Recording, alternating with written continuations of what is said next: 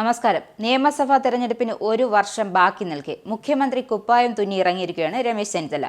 ഇതിന്റെ ആദ്യ പടിയായി പിണങ്ങി നിന്ന NSSനെ ആദ്യം വരുതിയിലാക്കി.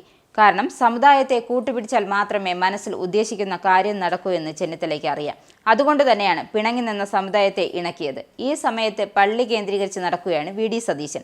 സർവ്വ പള്ളികളും കൺവെൻഷനുകളും കയറി ഇറങ്ങി സമുദായത്തെ കൂട്ടുപിടിക്കാൻ ശ്രമിച്ചെങ്കിലും അത് പാളിപ്പോവുകയാണ്. NSSന് പിന്നാലെ ചെന്നിത്തലയെ പിന്താങ്ങി SNDP രംഗത്തെത്തി. ചെന്നിത്തല മാത്രമാണ് കോൺഗ്രസിൽ മുഖ്യമന്ത്രിയാകാൻ യോഗ്യൻ എന്നാണ് വെള്ളാപ്പള്ളിയുടെ അഭിപ്രായം. പ്രതിപക്ഷ നേതാവായ ശേഷം VD സതീശനായിരുന്നു ലീഗ് സമസ്ത സമ്മേളനങ്ങളിൽ സ്ഥിരം കോൺഗ്രസ് പ്രതിനിധി.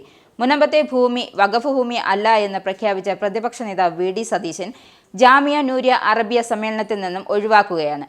രമേശ് ചെന്നിത്തലയാണ് പരിപാടിയിൽ ഉദ്ഘാടകനായി സംസ്ഥയുടെ വേദിയിലെത്തുക. പട്ടിക്കാട് ജാമിയ നൂരിയ സമ്മേളനത്തിന്റെ ഭാഗമായി നടക്കുന്ന സെഷനിലാണ് ചെന്നിത്തല എത്തുന്നത്. ഈ പരിപാടിയിൽ MK മുനീർ MLA അധ്യക്ഷനാകും. ചെന്നിത്തല ഉദ്ഘാടനം ചെയ്യുകയും ചെയ്യും. ഫാസിസം അജ്മീറിലെത്തുമ്പോൾ എന്നതാണ് ഗരീബിയ നവാസ് എന്ന പേരിട്ട സെഷനിൽ പ്രഭാഷണ വിഷയം. മുസ്ലിം ലീഗ് നേതൃത്വത്തിന്റെ താൽപര്യപ്രകാരമാണ് ചെന്നിത്തലയ്ക്ക് സമസ്ത വേദിയിൽ ഇടം കിട്ടിയതെന്നാണ് വിവരം. സമ്മേളനത്തിൽ സമസ്തയിലെ ലീഗ് വിരുദ്ധരെ ഒഴിവാക്കിയത് ചർച്ചയാകുന്നതിനൊപ്പം ചെന്നിത്തലയുടെ സാന്നിധ്യവും വാർത്തയാവുകയാണ്.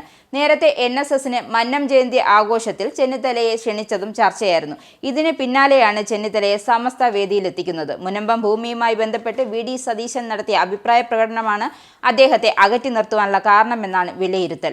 മുനമ്പത്തെ വഖഫ് ഭൂമി അല്ല എന്നായിരുന്നു VD സതീശന്റെ അഭിപ്രായം. എന്നാൽ ഇത് വഖഫ് ഭൂമിയാണെന്ന നിലപാടാണ് ലീഗിനുള്ളത്. VD സതീശന്റെ അഭിപ്രായത്തോട് ലീഗ് പരസ്യമായി എതിർപ്പ് പ്രകടിപ്പിക്കുകയും ചെയ്തിരുന്നു.